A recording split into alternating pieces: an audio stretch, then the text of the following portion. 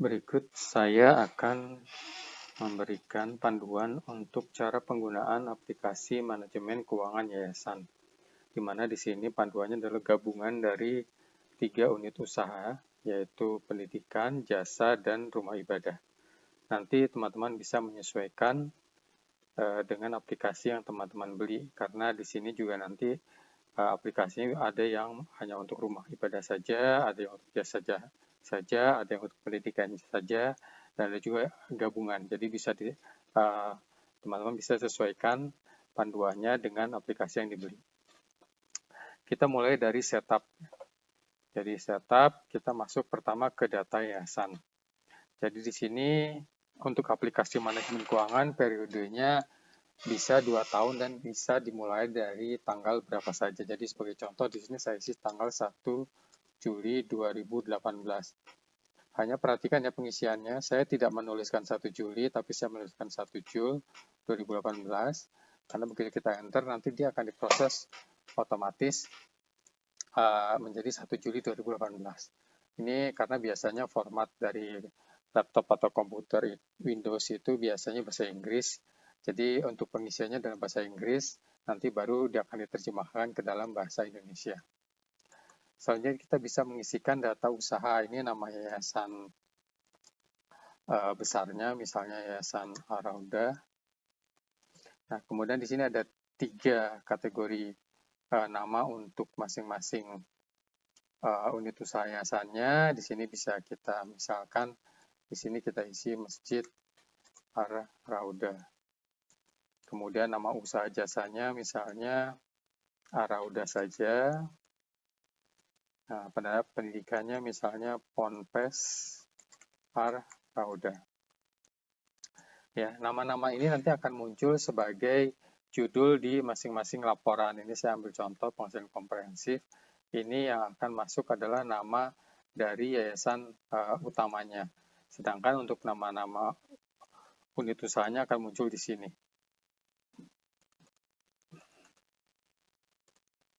Masjid, Arauda, Ponpes, nanti akan bisa dilihat rekap dari masing-masing transaksi per unit usahanya. Kemudian bagian bawah ini opsional ya, bisa diisi, bisa juga dikosongkan, tapi data-data ini nanti akan dipakai sebagai data di lampiran lain-lain yang sesuai dengan aplikasi nanti ada yang muncul, ada yang juga tidak diperlukan. Kemudian di sini pengurus, ini bisa diisi kalau memang ada kebutuhan untuk laporan itu dicetak kemudian ditandatangan, atau untuk laporan program dan lain-lain. Jadi kalau teman-teman perhatikan di masing-masing, saya kembali lagi ke komprehensi di bagian bawah, teman-teman bisa melihat di sini ada baris untuk menampilkan pengurus yayasan. Tapi yang perlu diperhatikan ini sifatnya membantu, karena kan daripada mengetik satu-satu di laporan, jadi diketik di depan. Ya, misalnya nama ketuanya Sami Haji, sekretarisnya misalnya Yudhistira, bendaharanya Arjuna. Ya. Nah, jadi kalau kita klik ke isi di sini, ini akan muncul di bagian bawah.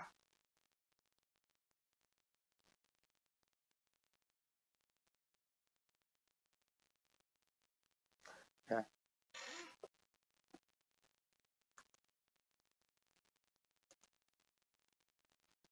Jadi kalau kita ketik di sini, dia akan muncul di bagian bawah dari laporan keuangan ini. Ya. Tapi kalaupun formatnya berbeda, teman-teman juga bisa mengganti langsung di sini, atau ya ini dihapus saja, kemudian dicetak laporannya, diketik manual untuk bagian bawahnya. Bisa juga seperti itu. Ya. Kemudian tanggal ini bisa bervariasi, jadi pada saat lapor kemudian dicetak bisa diisi tanggalnya, jadi diganti-ganti bisa di sini. Jadi nanti dia akan misalnya lapor mau dicetak 1 Januari 2019. Ya. Nanti kalau kita misalnya ke laporan yang tadi, dia akan muncul secara otomatis tanggalnya di sini 1 Januari 2019. Ini harusnya ada tempatnya itu mengisinya adalah di sini kota, misalnya Bandung. Ya, kita kembali lagi di sini. Nah, ada Bandung 1 Januari 2019. Yaitu yang poin-poin yang mesti diisi di bagian data usaha yayasan, di bagian setup awal. Setelah itu kita bisa masuk ke daftar akun keuangan.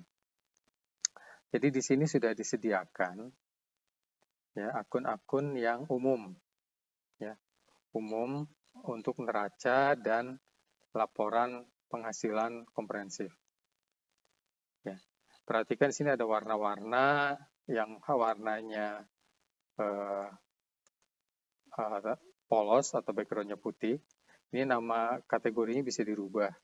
Ya, jadi seperti ini Bank Mandiri, kemudian bawah nanti mau diganti Bank, bisa diisi BNI. Ya.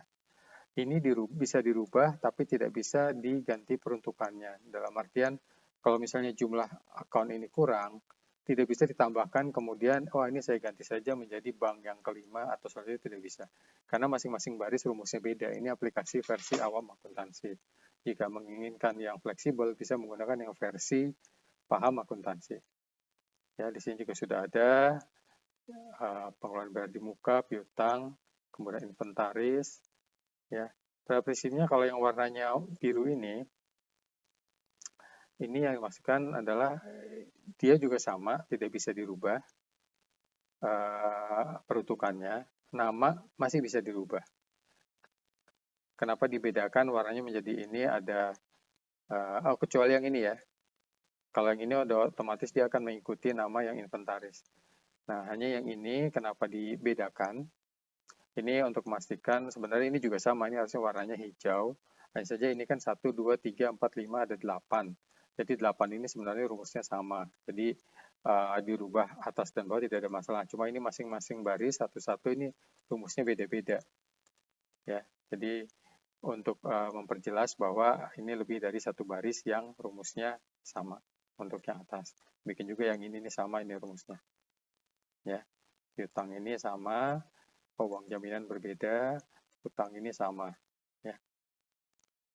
Kemudian di bagian bawah ini bisa dirubah secara keseluruhan untuk pendapatan dan pengeluaran. Hanya saja perlu perhatikan kalau di sini yang warnanya hijau khusus untuk ini hibah tidak bisa dirubah. Ya. Karena ini nanti ada berkaitan dengan transaksi yang sifatnya non tunai.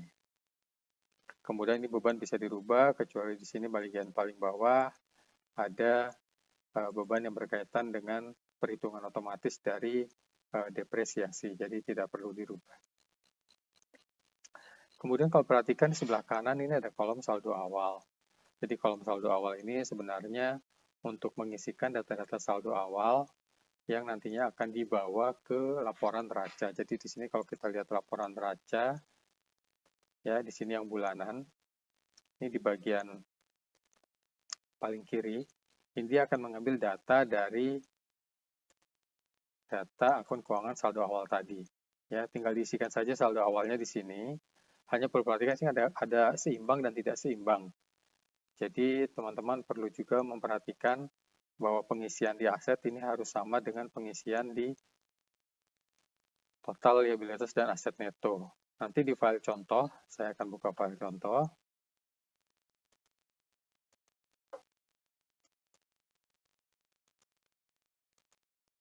Ya, di sini ada contoh diisi saldo BCA 500, inventaris yayasan diisi nilainya sekian.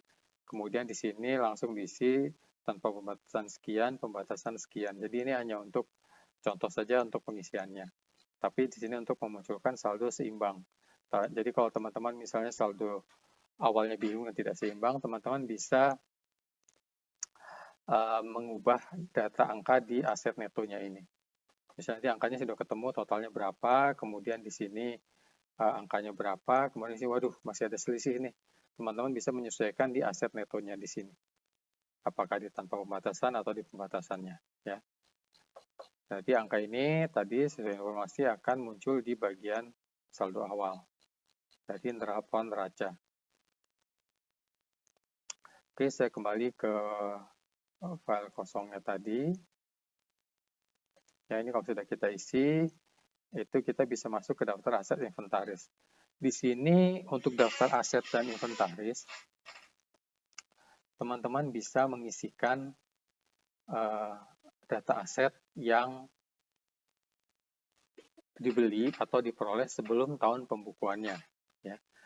Ini jadi satu dengan daftar aset yang dibeli di tahun pembukuannya. Cara penulisnya gimana? Jadi perhatikan tadi, ini kita mulai 1 Juli 2018. Jadi pada saat pengisinya aset, kita harus mengisi misalnya nama produknya furnitur, misal ya. Kemudian kalau ini dibelinya sebelum tanggal pembukuan, ya kita bisa isi misalnya ini 1 Januari 2018. Ya, karena tadi kan 1 Juli. Pembelian harganya furnitur misalnya 5 juta. Kasih 5 juta. Nah, rekening tidak perlu diisi. Ya, jangan sampai rekening ini diisi karena dia akan berpengaruh terhadap pembukuan sekarang. Karena dia akan melihat di rekening ini ada transaksi, sedangkan ini kan transaksi di periode pembukuan sebelumnya. Jadi tidak perlu diisi. Kemudian kategorinya misalnya inventaris yayasan. Ya. Kemudian kita bisa mengisikan apakah ini bagian dari program tertentu atau bukan program tertentu. Ya.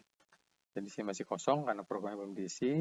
Kemudian batasannya ini masuknya tanpa pembatasan atau pembatasan. Kemudian apakah ini hasil dari pemberian donatur tertentu. Ya. Kemudian kalau misalnya jadi di sini dijual ya. Jadi belum. Tadi ini masih daftar aset. Jadi ini adalah aset yang dibeli di sebelum tahun pembukuan. Nanti untuk tahun pembukuan bisa dilihat yang di bagian transaksi pengisian asetnya. Ya, itu mengaksesnya dari sini.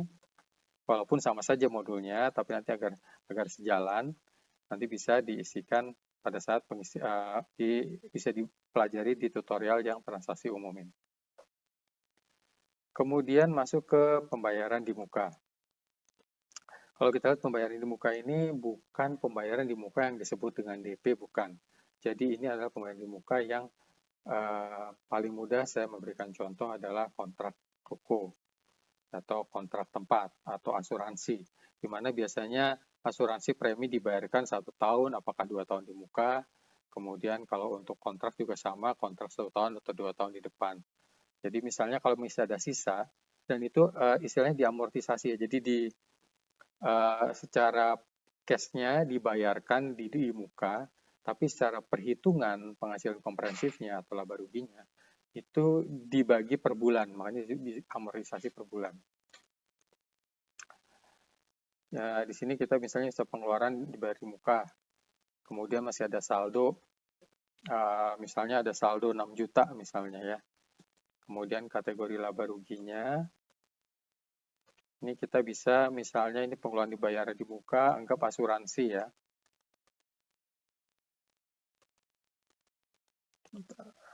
Atau beban sewa saja ya.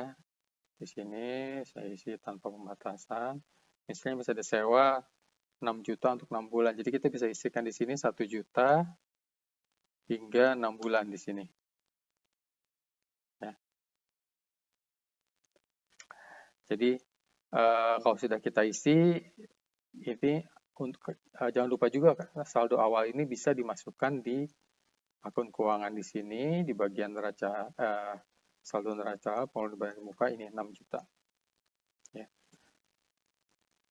Jadi diisikan di sini agar konsisten. Ya.